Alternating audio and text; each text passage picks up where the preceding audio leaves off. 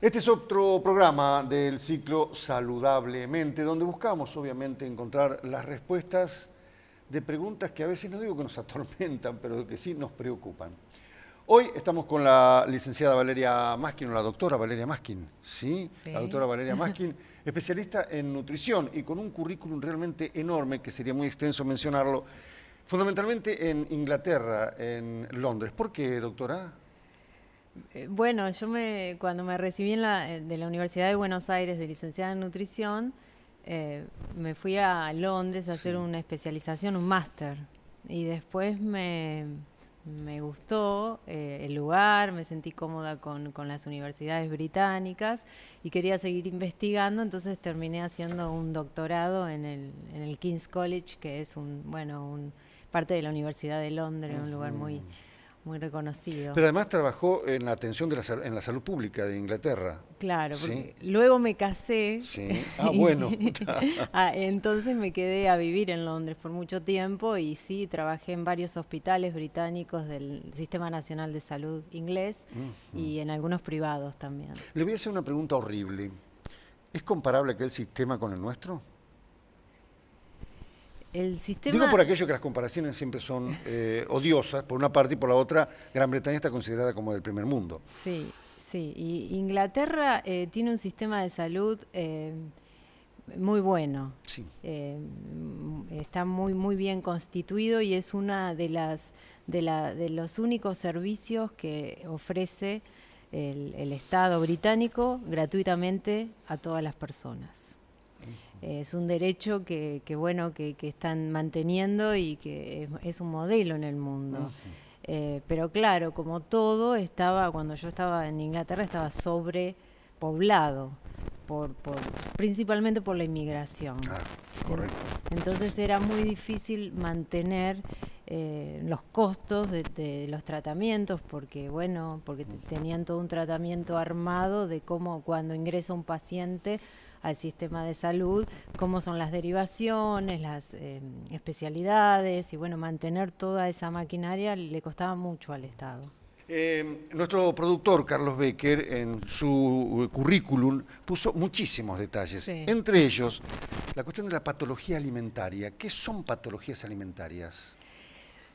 Bueno, parte de mi especialización son los trastornos de la conducta alimentaria. Cuando hablamos de trastornos alimentarios, principalmente hablamos de los más conocidos, como son la anorexia nerviosa, la bulimia nerviosa, el trastorno del atracón, entre otros, ¿no? Son trastornos que tienen un origen generalmente psiquiátrico y que necesitan una ayuda precoz para que para que la recuperación sea efectiva, y deben ser tratados por un equipo interdisciplinario. En nuestro país hay trastornos alimentarios, sí, muchos, aunque la investigación no lo pueda confirmar porque no hay investigaciones epidemiológicas realizadas como deberían ser, como fue, por ejemplo, como son las investigaciones que se están realizando en relación a la obesidad, con las encuestas nacionales que nos arrojan datos cada ciertos años de la incidencia de obesidad en nuestro país. Pero dentro de los trastornos alimentarios suponemos que cada vez hay más, porque donde existe la obesidad va a existir la otra cara de la moneda, que es la anorexia. Pero bueno, no ¿Qué sé. es la anorexia?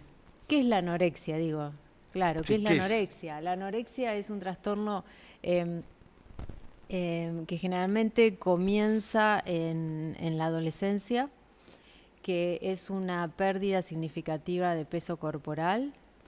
A diferencia de una desnutrición, esta pérdida de peso es deseada por el paciente, porque busca una solución a diferentes problemáticas o malestares psíquicos. Entonces hay una insistencia a mantener un peso corporal muy bajo que le correspondería de acuerdo a su estatura. ¿Lo impone la moda, la exigencia? ¿Los medios de comunicación lo imponen? Y bueno, en general cuando hablamos de trastornos alimentarios hablamos de una multicausalidad, no es una sola causa que los provoca, y también tenemos que hablar del caso por caso, obviamente, pero podemos de alguna manera decir que la cultura, los medios de comunicación y la ideal de belleza actual juegan una parte muy importante.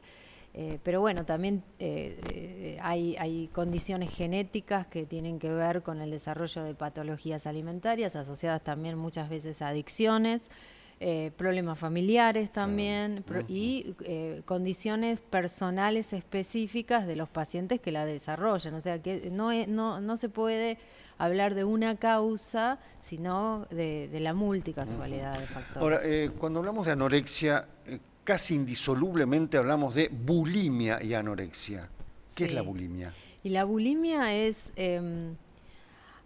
una enfermedad. En la anorexia hablamos de que hay una distorsión de la imagen corporal, ¿sí? Eso es algo que me gustaría también hablar, recalcar. ¿Qué quiere decir esto? Bueno, es que el paciente se ve, o el individuo se ve de una manera, generalmente se presume como gordo, gorda, y el espejo es lo que le devuelve, ¿no? Esta distorsión de que lo que ve es lo que cree, y generalmente son pacientes donde están debajo de su peso.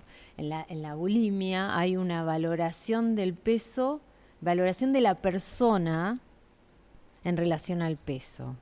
O sea, que de acuerdo a cuánto pesan, se valoran como, o sea, cambia su autoestima y se valoran como buena persona, mala persona, que ha cumplido objetivos, que no cumplió objetivos, ¿no? Sí. Entonces, esa es la diferencia, además de, bueno, de algunas conductas específicas de la bulimia, que son los atracones o el comer compulsivo y algunas conductas compensatorias. Claro, como digo, el atracón como cuestión sistematizada, porque de pronto tenemos el atracón del domingo. Eso está permitido, doctora, ¿no? Sí, eso. Bueno, pero eso no lo llamaríamos atracón. Claro que sí, el atracón tiene toda una categorización que tiene que pasar 3 veces por semana durante un periodo. La persona se tiene que sentir culpable después y por ahí tiene que buscar una manera de purgarse, ¿no? Es cuando... A ver, un trastorno la alimentación se convierte en obsesiva cuando la alimentación empieza a ser un problema en la vida de la persona, es que hablamos de un trastorno alimentario. Estamos abordando demasiado los puntos negativos. Sí. Hablemos de los positivos. ¿Qué es una buena nutrición? Bueno, primero me gustaría separar 2 temas, que uno es la alimentación y otro es la nutrición. ¿Sí? ¿Por qué? Porque cuando nosotros los seres humanos somos seres simbólicos, entonces todo lo representamos, ¿no? A nivel del lenguaje, a nivel de los signos, y la alimentación también tiene sus representaciones, porque nosotros no comemos hidratos de carbono, proteínas, grasas, vitaminas, minerales, ¿no?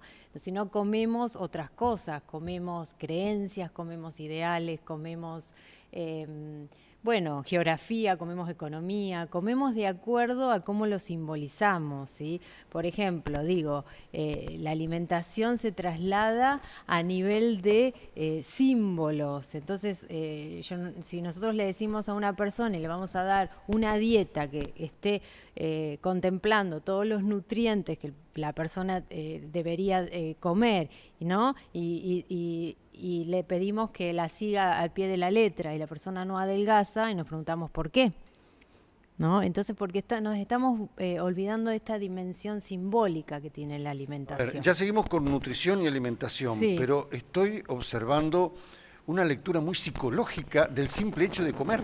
Sí, porque no es tan simple. Ahora, por eso digo, la complejidad que tiene el tema, ¿no? El comer no es solamente, nosotros no comemos nutrientes, porque la nutrición significa Si hablamos de nutrición, hablamos de la incorporación del alimento, la digestión, la absorción, el metabolismo, la utilización, eso es la nutrición.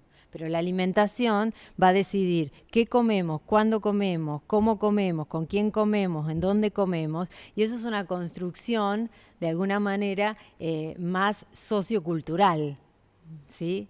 Y psicológica obviamente también, ¿sí? Pero bueno, por eso digo que la alimentación no solo es el proceso de nutrición, sino que tiene que ver, engloba muchos otros factores, y por eso es tan complejo cuando queremos cambiar la alimentación de una persona, porque no podemos olvidarnos de todo lo que significa el comer. Existe eso de tenés que tener una alimentación dietética para que adelgaces. ¿Es así?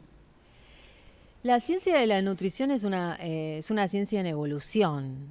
Lo que se decía hace 20 años no es lo mismo que lo que se dice ahora. Entonces hay muchos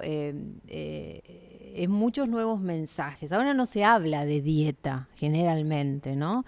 Lo que hablamos es de un plan de alimentación, de una alimentación ordenada, hasta podemos hablar de la antidieta, ¿no? Porque digamos que si una persona se pone en una dieta, en un plan restrictivo, donde va de alguna manera a ocasionarle estrés, en todo sentido, estrés fisiológico, estrés psicológico, les estamos haciendo más mal que bien a la persona. Entonces, la idea es que la persona coma con placer, aunque tenga que comer una alimentación restrictiva, aunque tenga que adelgazar, por eso. A ver si podemos encontrar la síntesis en una pregunta.